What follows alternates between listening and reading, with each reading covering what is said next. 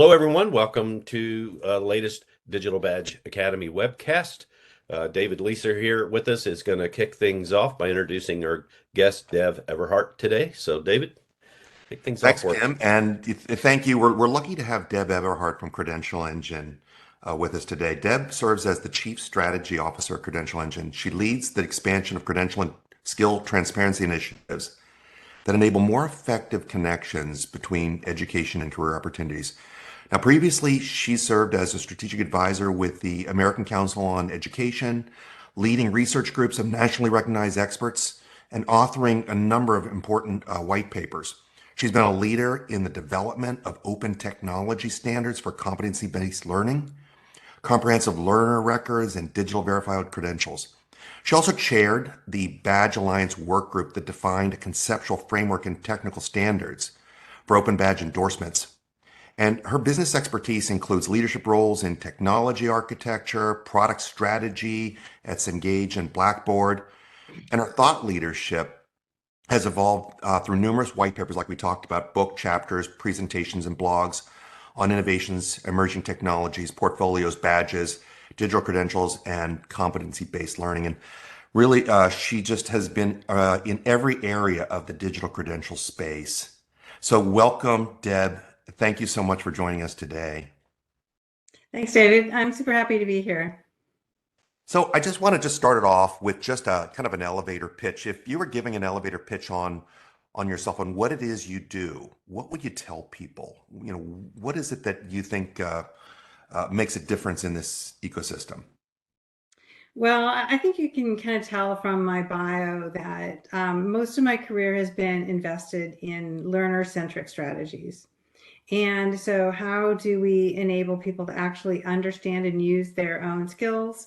And that has naturally led me into work on competency-based learning and digital credentials. I've been involved in the open badges movement since the very beginning. So I'm super proud of that and really happy to see how my work now and lots of other people are contributing to this field.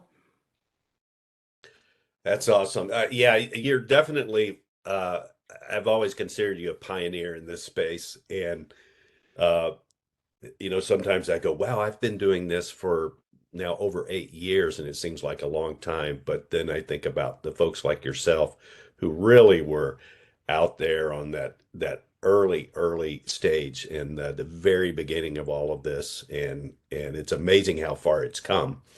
And obviously, digital credentialing has grown by leaps and bounds, the use of it, its impactfulness, and all of that. But obviously, there's consequences from the growth, and we've seen incredible growth. And there's a few challenges. So I'm wondering if you could share with us what you see as the biggest challenge today with digital credentialing. Well, I think one of the most important challenges that we need to be addressing together is how to make digital credentials meaningful and therefore useful. As we know, there are lots of digital credentials out there that either don't include useful information, and we'll talk a little bit more about that later, or just don't have a good position, a good context for what they mean and how they can be used. So as digital credentialing continues to grow, I mean, there's been over 74 million open badges issued globally. And there are now about 430,000 open badges as digital credentials offered just in the US. Well, what do they mean? If we continue that expansion and we don't have a clear sense of how they're valuable, then we're just creating even more credential chaos than is already out there. Yeah, so can you, it's a really, really good point. Can you speak a bit to how Credential Engine is coming at this challenge? Some of the things that you all are doing to sort of make sense and bring some order to the chaos, so to speak. Well, we certainly can't do it alone, but we offer what we think are some really important tools. Credential Engine is a nonprofit, and our mission is credential and skill transparency. So we know that there are over 1 million credentials of various types offered in the US. training, education. That includes diplomas, degrees, licenses, certifications, open badges, micro-credentials, right? And so how does anyone make sense of all of that? And we provide open standard technologies to be able to make sense of all of those credentials with useful metadata, including open badges. And I would say especially badges and micro-credentials and that whole other arena of non-degree credentials. I don't like defining something by what is not, but that's one easy way to understand it. To provide some open data infrastructure so that we can understand what all of those different credentials mean. So, we hear the word CTDL. What does that mean exactly, and why should people care about it?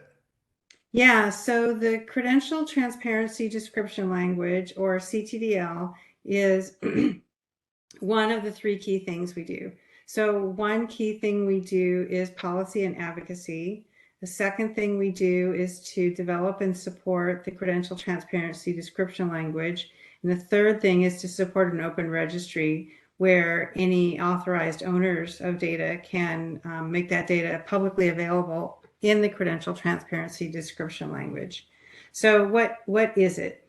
It's an openly licensed schema of over 900 different terms to describe all of those different types of credentials I was talking about, skills and competencies, jobs, occupations, pathways, transfer value, courses, and importantly, how all of those things fit together as linked open data.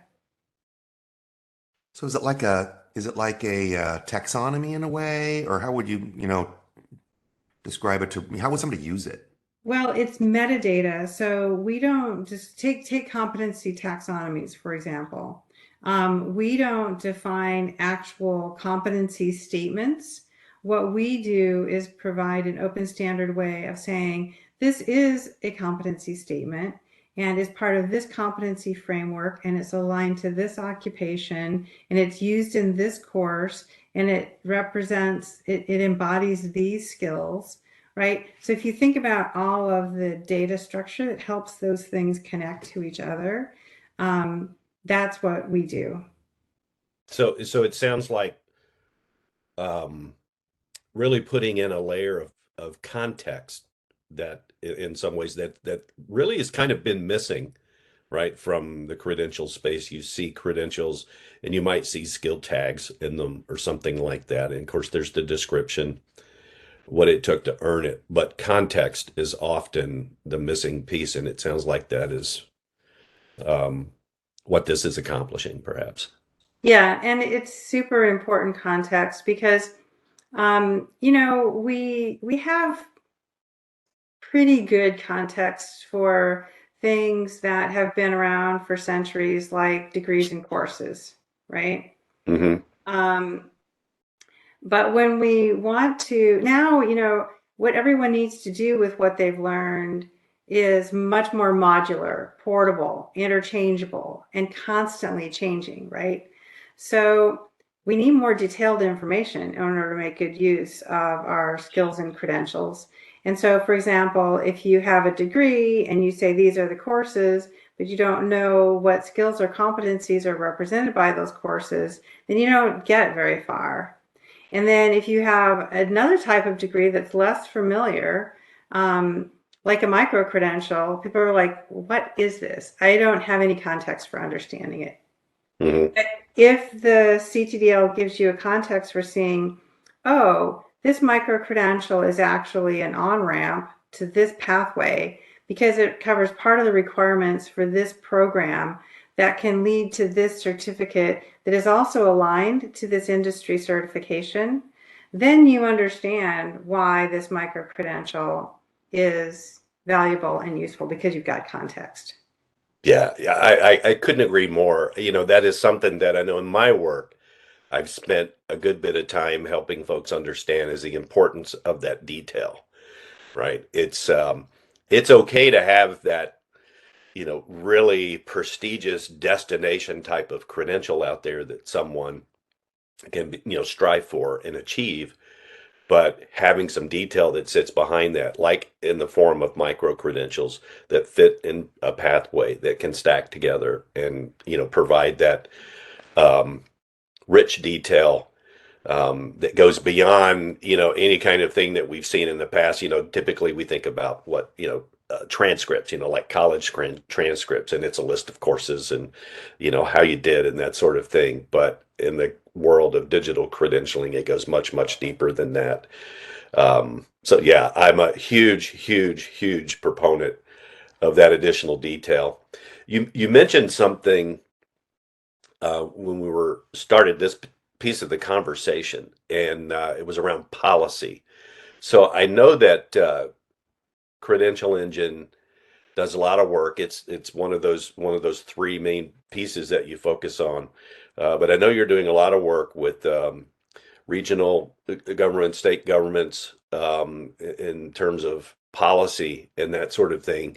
Can you, in general terms, speak to that um, part of what you're doing and how that's impacting the digital credentialing space? Because in my mind, or for the last 8 years, I've kind of thought about digital credentialing in the context of three stakeholders, the issuer of the credential, the earner of the credential, and say an employer, right? Which I've always called the consumer. But recently, as I was reading through some of the updated information on your website, there was this aha moment that kind of stuck out to me, and that's policymakers and what's going on in that space. Can you speak to that just a little bit?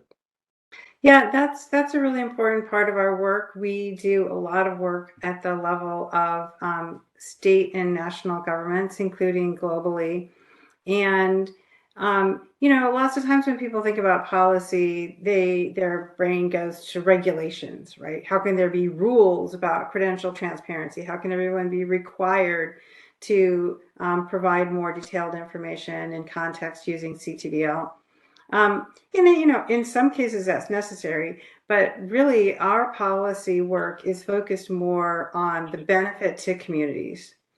And sometimes that's, a state community in terms of all the people in that state and the economic development that they all want, and the improvement in the employability and job satisfaction and wage levels of people in that state. And then it's also like regions within a state or regions that cross over between states.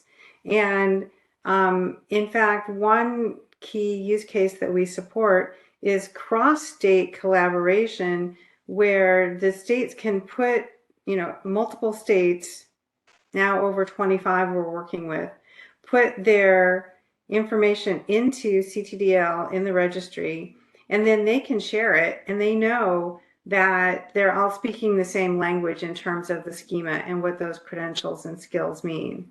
So that transparency and that ability to share data and create pathways that bridge into new opportunities, it really lifts the level in terms of opportunities for all of those stakeholders. Wow. So Oh, go ahead. I was just going to say it. So it's really something that issuers of credentials should really, really be tuned into then. I mean, that whole side of it. I mean, and I don't think a lot of them probably have thought about that, to any great detail. But it sounds like, from an issuing standpoint, especially companies that may have programs that reach outside the borders of the organization itself, that are intended to help drive skills in the market in some capacity, but even for employees for that matter, in terms of um, that's just something that I haven't thought of, and I'm sure a lot of issuers haven't thought of either. Yeah, let me elaborate on that a little bit. I mean, I think that um, if you take, for example, an education provider, a 4-year or community college, and if they're offering new programs that are unfamiliar to stakeholders, both the students they would enroll and the employers who would consume those credentials, then yeah, they definitely need this kind of context and clear explanation of what it is, right? And those education providers, they need and want those enrollments, but they also genuinely need and want those students to be successful when they get those credentials, right? So transparency is really important there. But increasingly, those education providers are not doing work that is bound by jurisdictions, right? They're doing work to help, they're doing the work of educating people who need to learn skills that are going to carry them across state lines and into other jurisdictions. And that's already true for an employer, because an employer is probably, well, so there's no such thing as employer, right? We know there's many different types of employers, but large employers know that they're working in a global economy, Right. and that their employees are going to come in and out of employment with them, and often come back having gained some skills somewhere else. And so it's important that that employer's skills training and workforce development within the company is clear, transparent, useful, globally applicable, right? And so all of these different ecosystems overlap. And if they use proprietary ways of describing those credentials and skills, then they're not just creating impediments like within their jurisdiction or within their company, but they're creating impediments that are barriers for everyone in all directions, right? You know, so we've already outlined a couple benefits that I think are really useful and obviously beneficial. One is the transparency. Mm-hmm. One is the interoperability. Mm-hmm. One is the completeness of data, which is, we always see that as a big, big problem, is the completeness of the data. But then there's these other ones that you just mentioned. One was the skills pass, which I didn't really even think about that. But then there's the other one, the big one, I think, is equivalence, right? How do we start to provide equivalence? How do we know that, right now there is a good system in place in the college market where you can understand if somebody took an English class at college A, that it's transferable to college B. And I'm just wondering, back to the equivalence and that whole registry, um, what work you're doing there, and if you've seen any kind of successes with that. I mean, I think about like some major, corporations that are, issuing badges like on cybersecurity. Well, they might be using the NICE framework or something like that. But there are a lot of different other areas, like in big data or in cloud computing or in artificial intelligence. And these areas now are going to require that level of interoperability and equivalence. And what can you do to help with that? Right. So I don't think any of us should expect that there's some huge standard taxonomy that's going to rule them all, right? That's just not going to happen. And even if it did, it probably wouldn't be flexible enough, right? So when you think about linked open data, which is what the CTDL is, think about all of these different ways of describing the credentials and skills. Let's just focus on that for a second. And it's different at this company, it's different in this state system, it's different at this community college, but none of them have to change the language that Exactly. they're using, Yeah. because they can all map it to CTDL. And then one or more parties can determine that equivalence. So let me give you two specific examples that I think also help you visualize the power of the credential transparency description language. One is connecting competencies to each other. So some places are competencies, some places are skills, some places are learning objectives, whatever. But in CTDL, you can be very granular about exact match, narrow alignment, broad alignment, right? And you can also do that to align to ONET and NICE and any other actual large occupational skill and competency taxonomies that already exist. Now that's just at the competency and skill level. But there's also this data structure in CTDL called transfer value, which is broadly defined not just to transfer this English course from this college to this college, but also transfer value in terms of transference usefulness of, for example, this training program for this job, or this military occupation represents these skills that are transferable for academic credit or for this other occupational advancement. So because that's all open data and comes from multiple sources and is linked data, all of those different types of relationships can be expressed by parties, this party, or a third party, or multiple third parties, or quality assurance organization, and connected using the data schema. Is it hard to do or time consuming? Yes. I mean, I'm sorry, people want it to be easy. I want it to be easy. But frankly, it's not, the technology is not the hard part, right? The human decisions, the business decisions, the development of high quality education and training resources, that's really, really hard work. And Yes. so what we ask is, you're doing all that hard work anyway, let's give it a layer of data transparency to make it exponentially more useful than it is if it's in a silo. Yeah. I think, and I deal a lot with industry and large enterprise organizations. And there is a realization that I've started to see amongst those larger companies and organizations that are adopting digital credentialing, that there's more that's going to have to be done in order, because everybody asks this question, well, how does somebody, on the, say, the consumer side of things, of credentials, know if this credential is equal to this one? And then I said, well, it's not about, are all credentials created equally? It's exactly what you mentioned before, right? Because every company has their own way, their own kinds of taxonomies to define, competency levels, and, you know, uh, their own approach to development of learning content, all these variables. And so it's really about being able to compare and understand very clearly, what this equates to and what this equates to, right? So I think companies are starting to get it. And I agree, there's a certain discipline, I think, that has to develop amongst credential issuers, digital credential issuers, to go that extra mile to kind of fill in that space that currently, kind of creates this kind of whole larger challenge that we've just talked about. Sounds like there's a need for like a service opportunity. There's a service opportunity for somebody maybe, or a job for AI in there somewhere to help move these things around. I don't know. Both. Yeah, I mean, Yeah, both, definitely.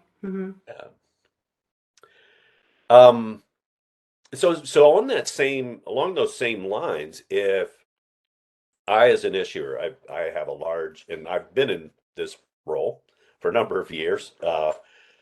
Um, so if I'm an organization, I work in an organization, and I have this large credentialing ecosystem with thousands of different credentials, right? Potentially that I have to work with, and I want to map into this registry. Are there tools to help with that? I mean, can you speak a little bit about how that process would start and what tools or methods might be available to make that happen? Yeah, sure. And let me first clarify that using the credential transparency description language and using the registry are two different things that we both support. So CTDL as a data structure can be used, for example, inside proprietary systems, and it can be used for data exchange between systems, as well as being used for linked open data. And so we encourage and support the use of CTDL for any purpose, whether or not that purpose is to put data in the registry. And it's also it's a living language, it's a living schema. So whenever someone brings to us use cases that we don't currently support, we evaluate whether or not that's something we should support. And then we work with very transparent processes, no surprise, to figure out what would be appropriate additions to CTDL. Now, the registry is an openly licensed public data store of data that is in CTDL. And so we host a registry where anyone who's the authorized source of that data can publish their data to the registry at no charge. And anyone who wants to can also use those technologies to stand up their own registry as a proprietary system or as another open registry. If it's an open registry, it would by definition talk to ours because that's what CTDL is designed to do. Now, the key thing that I noted there, two key things I noted. One is that it's the authorized sources of the data. So we don't scrape data. We only get data, like, say, for example, directly from the education or training organization or from an authorized party like a state agency or a national agency. And multiple sources is important because, as I mentioned before, in many cases, the primary use case is just getting data from multiple sources into the same data structure. And so we offer a variety of different, again, openly, freely available tools for manual entry, bulk upload via spreadsheets, and APIs. Sometimes people say, well, it's an open schema and it's an open registry and all that is freely available. How do you survive? Yeah, we're a services organization, just to be transparent about that fact. Yeah. So, Well, that's good to know. So that means that you could do this for a company, right? If somebody has a 1,000 yep, digital badges or something like that. yep. They could use their own tech team and use our open Mm-hmm. documentation and figure out how to do it themselves, or they could get our technical services or other support services. So, Done quickly. Yeah, yeah. You said something too about, you don't scrape data, and which I think is really important, especially when you think about someone who wants to come in and make use of the data. I think mhm, that's really important because everything that's there has been authorized, right, to yes. be there, which I think is an important consideration for anyone, whether it's Mhm. a state agency or, government entity, you know, uh, an education institution or an employer somewhere. I think that's really really important, especially in this day and age of you know GDPR and data privacy and all the things like that, right? It just adds a layer of integrity. I think that's really important. One thing I didn't say, but implied, should be clear that we do not handle personally identifiable information. Mm-hmm. So we don't issue credentials, we don't verify credentials, we don't know anything about any of the credentials that have been actually issued to people. Mhm. We handle the You metadata. just go on the metadata level. Just Um, yep. so that leads me to another question. How does this tie in with other technologies that are out there? Like, for example, the comprehensive learner record or open badge platforms and other things like the learning management systems or whatever. Yep. Yeah, and that brings us full circle back to that first question of, um, you know, what's that big challenge? The meaning of these different credentials. So, um, to just be very specific, and then we can elaborate on this. Whenever someone issues any type of digital credential, well, I would say any credential to any person, when you issue it to a person, the data structure of what's inside that credential should be mapped to CTDL so that the data structure that's inside that credential is going to make sense no matter where it goes in the world, and use an alignment link to link to additional data that's in the registry. Because that CTDL data that's that's out in the world as linked open data is going to continue to grow and evolve. And then the meaning of that credential and its context is going to continue to change via more and more CTDL that's in the world that the credential is linking to. Does that make sense? Yeah, it It does. does. And a question about that, then what kind of data would you put in the registry that would not be in the badge metadata? Would it be like something like a syllabus or? Well, so let's go back to that example of the context of a micro-credential, right? And so you're trying to provide context so that the person who has been issued this micro-credential understands what it means and what its value is. And if they take it to an employer or higher ed institution, that higher ed institution can read it. So I'm sorry, I paused for a second because I was trying to decide whether or not to get too technical. I'm not going to get too technical. But you think about it this way, that digital credential has a wrapper, an envelope, right? And so, for example, the open badge structure is an envelope and it has a few things inside it, right? Open badges have like 8 fields, I think. And then there can be additional fields, for example, for skills that are represented inside that digital credential, but usually it's a small package. And so that alignment link that goes from that package, that digital credential, out to the registry via a globally unique identifier. So this is another one of the advantages of CTDL is that when you publish data in CTDL, you get a CTID, which is a globally unique identifier, so that that badge, for example, links to more data in the registry.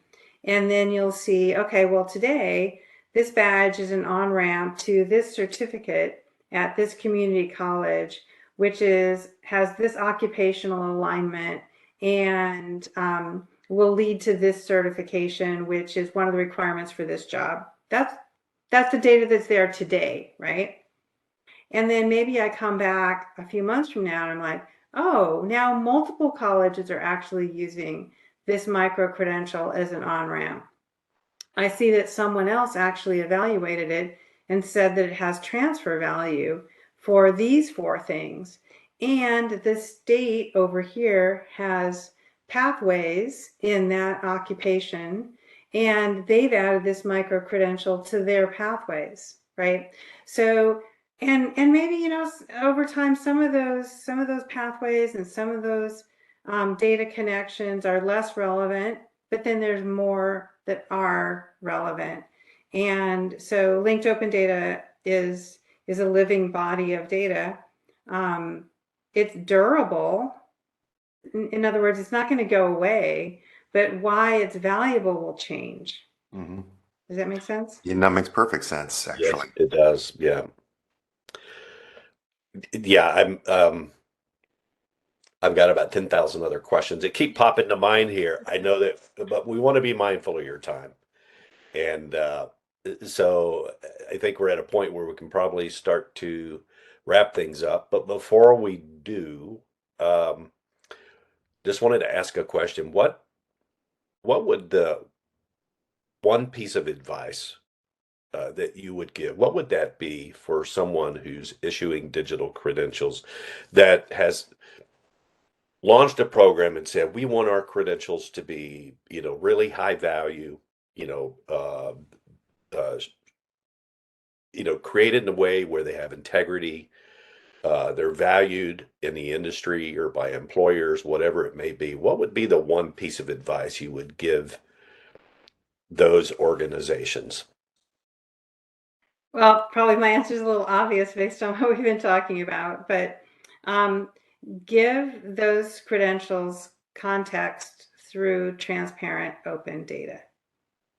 So take everything that you're already developing, all the hard work you're already doing, make that information about that credential available in CTDL as linked open data, and then continue to evolve how you express the context. You've opened up, once you do that, you've opened up a lot of opportunities for yourself too, right? In terms of being able to express equivalences and tying in some additional quality assurance and mapping to other credentials and skills. That makes a lot of sense. You know, and again, I mentioned this earlier. It's there's an aspect of this that, you know, speaking quite frankly, I don't think I fully understood, you know, a few years back as being someone who was responsible for a really large credentialing program, but it's definitely top of mind today, the importance of that. And I just think the work that you all are doing, Credential Engine is just fascinating and it's needed, right? I mean, it's something that's really, I think, important in order for digital credentialing to continue on, a growth trajectory and continue to be relevant or be more relevant, right, and more valuable going forward. Um, David, any last questions? Well, Deb? no, just kind of a call to action, right? Is, if you were going to say, Deb, where should somebody go to get started, to find out more, to find out what the value proposition is, or just to learn how to get going here? Well, on our website, you'll find a lot of resources in terms of understanding what we do and how to get started. And we also have pulled together a learning and employment records guide that is not just our work, but also work of a lot of other experts who've contributed to that guide. And it includes resources from many different resources. So, yeah, I mean, on the one hand, digital credentials have been around for a long time, and these technologies have, become more and more prevalent. On the other hand, I think we're still in the early stages of having digital credentials be as meaningful and valuable as they can be. Yeah, And totally agree. so let's all work together on that. That's fantastic. And I've put links and things as you were talking about some of the resources. So those links are there for people to reference. And this has been fantastic, Deb. It's really been enlightening. Thanks. Really appreciate you taking time out of your schedule to be with us today.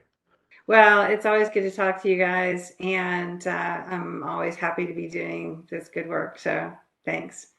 Terrific. Thank you. Great.